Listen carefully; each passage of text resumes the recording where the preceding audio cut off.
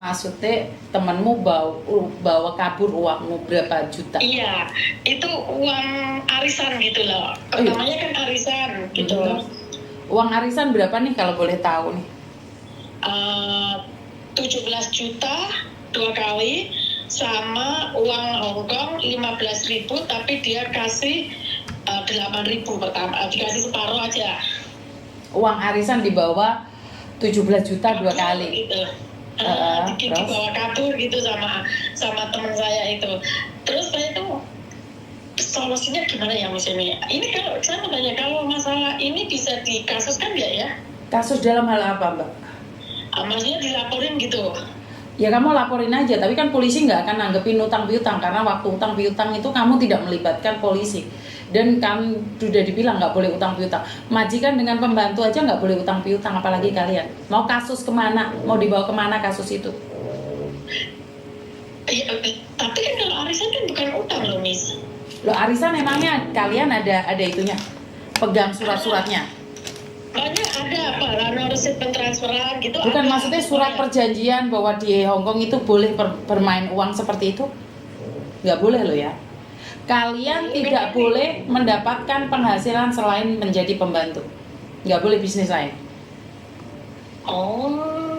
Soalnya ini kan udah lama nih, saya udah lama itu tahun 2000 berapa, tahun 2018 kalau nggak salah. Sebelumnya ini kasusnya udah lama sih, tapi karena saya dulu juga masih di Hongkong gitu, terus dia tuh juga di Hongkong. Saya pikir kan, karena kita masih kerja mungkin dia masih bisa saya cari gitu. Nggak taunya sampai sekarang dia ngilang seperti hantu. Ya seperti itulah Mbak. Kalau masalah uang kan saya selalu ingatkan jangan pernah berbicara tentang uang kalau sama temen itu. Terus saya itu kan, dia tetangga saya juga ya Miss, nggak jauh sih. Terus saya datengin ke rumah orang tuanya, ke rumah saudara-saudaranya. Itu semuanya saudara-saudaranya itu nutupin, nggak mau ngasih tahu bahwa kan anaknya kemarin habis diterminate karena dia ketahuan utang bank, terus pegawai banknya itu datang ke rumah majikannya gitu. Terus dia langsung diterminate. Itu waktu itu saya masih di Hongkong itu Miss. Sekarang kan saya udah nggak di Hongkong, saya udah pulang Indo. Itu saya masih di Hongkong, tapi saya nggak tahu masalah itu. Saya tahunya masalah itu kebukanya masalah-masalah sama dia itu waktu dia di interminate itu saya tahunya. Karena dia tuh pertama itu 17, dia kan 3 kali arisannya. 17 pertama dia tuh kasih semua, terus yang kedua kali itu dikasih separuh, terus yang ketiga kalinya sama sekali nggak dikasih. Malah katanya ATM-nya dia yang di Hongkong itu BNI rusak lah, inilah itulah. Saya cuma ya nggak apa-apa diselesaikan dulu, tapi sampai sekarang 7 tahun dia hilang seperti genderuwo. Nah ini apalagi 7 tahun sama yang bagaimana bisa mendeteksinya? Datengin orang tuanya juga bilangnya nggak tahu. Saya tahu orang tuanya itu berbohong, menutupin anaknya itu saya tahu. Tapi karena saya kasihan dia sudah tua ya saya nggak apa-apa lah, itu bukan kan orang tua kan nggak ikut campur Mbak. Kan iya, orang tua kan tidak tahu. Iya, karena makanya saya terus diam aja. Oh ya udah nggak apa-apa, ini orang tua nggak tahu apa-apa, ini masalahnya saya sama anaknya gitu. Betul. Tapi setidaknya kan orang tuanya ngasih tahu gitu loh Miss. Oh iya, ini anaknya lagi kerja ya, kamu sabar dulu gimana gitu loh Miss. Kan kita juga gamblang gitu loh Miss, nggak malah dia ngilang, orang tuanya semuanya saudara-saudaranya itu nutupin. Ya karena keluarga, eratnya perkeluargaan kan kayak gitu Mbak. Apa sih arti sebuah keluarga saat ada masalah ya bersembunyi bareng? Iya, benar ya. Padahal ya kemarin waktu dia pulang di interminate aja, dia nyuruh orang tuanya yang di Indonesia itu ngirimin buat dia untuk nebus paspornya dia, karena paspornya dia kan digadein di pengadilan itu. Suruh orang tuanya itu kirim ke dia itu untuk menebus paspornya karena majikannya sudah angkat tangan, nggak mau nolong. Iya Mbak, masalah utang piutang memang ya kayak gitu beratnya. Kenapa kamu percaya sama dia? Ya karena dia pikir saya kan, karena saya dengan dia rumahnya juga depan-depan, rumahnya orang tua dia itu Miss, kan tetangga gitu. Kan terus dari situ, dari pertama dia itu nggak kayak gitu, jadinya kan kitanya mikirnya juga dia nggak mungkin kayak gitu. Dari pertamanya itu lancar saja. Lah dari terus kesininya kok malah nggak karu-karuan. Terus saya diem aja. Karena saya dulu di Hongkong juga kerjanya itu sibuk loh. Jadi aku nggak terlalu memikirkan yang masalah gitu. Yang penting duit saya balik gitu. Saya mikirnya gitu, Miss.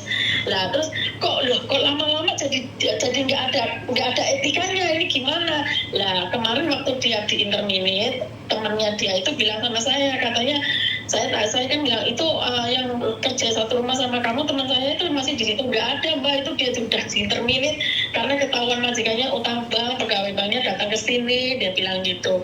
Oh, dia bilangnya sama saya katanya cuti, dia bilang gitu. Enggak, itu udah di terminate, dia bilang gitu. Oke, seperti yang saya sampaikan bahwa ini yang saya sangat tidak suka dengan apa yang kalian katakan. Oh, nggak apa-apa sih Mbak Yuni, Miss Yuni, saya tuh kenal baik sama dia tetangga saya, jadi saya percaya aja. Arisan sih nggak apa-apa. Ini yang saya nggak suka. Orang yang paling bisa menyakiti kalian itu siapa sih?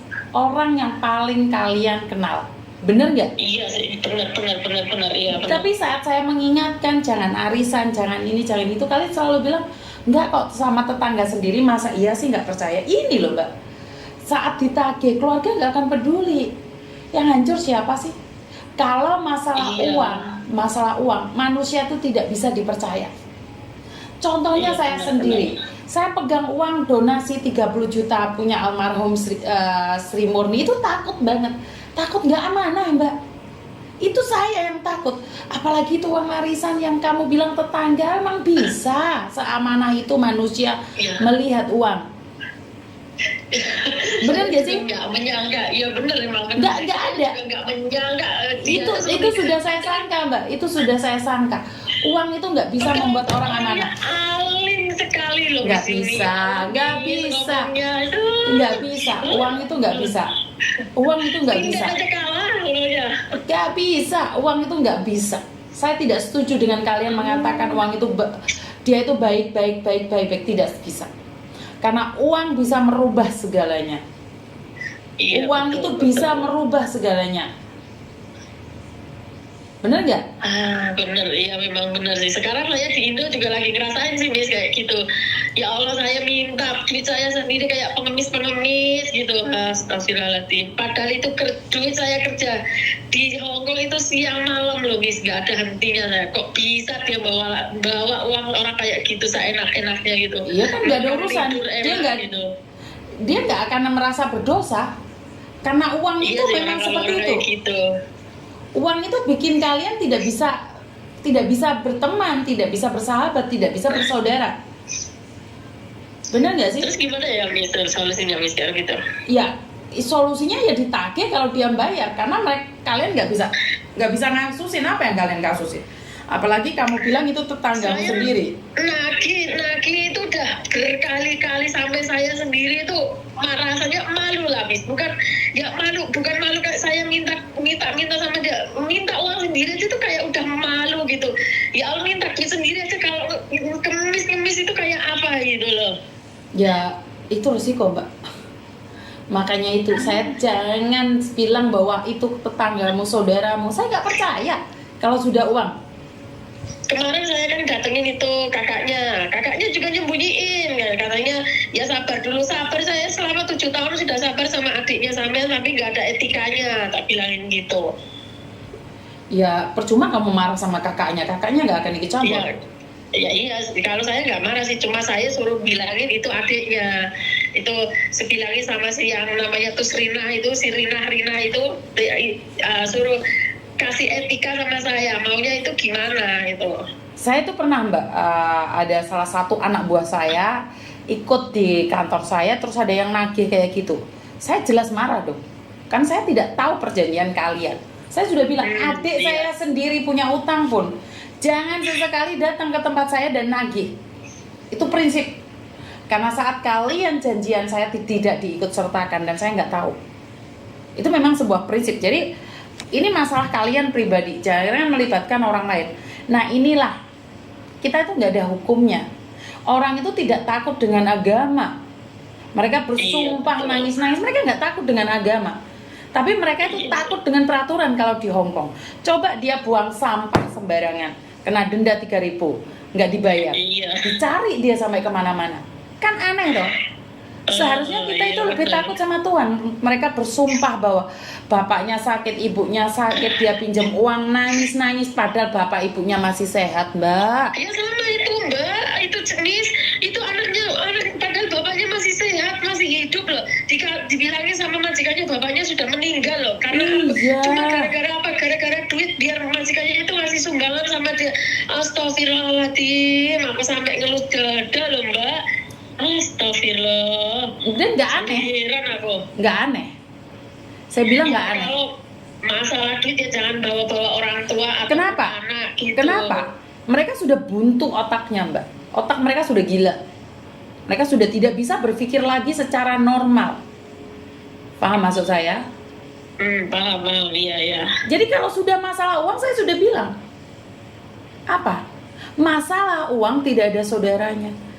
Temenmu sendiri yang bilang kan, kamu lo tetangganya, ibu mati, bapak mati, ben majikan yang kayak sumbangan. Beh, harga diri dia sentek ludes, ngerti nggak Mbak?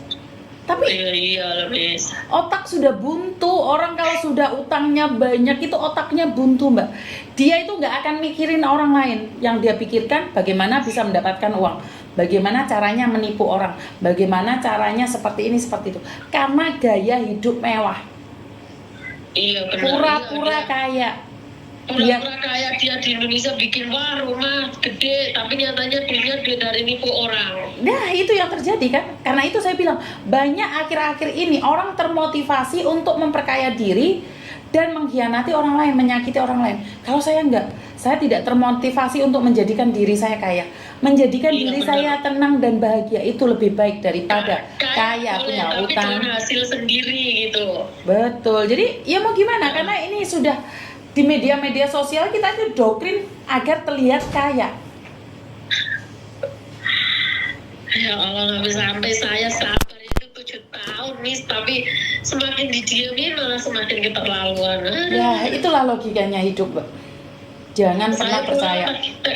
Saya pulang ke Indonesia, tak kira di Indonesia ada solusinya. Ternyata di Indonesia sama saja. Sama saja. Menutup-nutupin. Saya kalau masih di Hongkong tak cari itu Miss, itu anak benar. Siang namanya Tusrina itu tak ajar tenan sama saya. Iya, kamu yang akan masuk penjara. Ya maksudnya tak ajar, orang ajar gebukin kalau. Ya tetap aja kalau kamu terpancing emosi, banyak orang cakar-cakaran gara-gara uang loh. Akhirnya berakhir di penjara loh. Uang banyak loh Miss, di Indonesia cari uang segitu banyak ya susah Miss, 100.000 aja susahnya minta ampun Miss.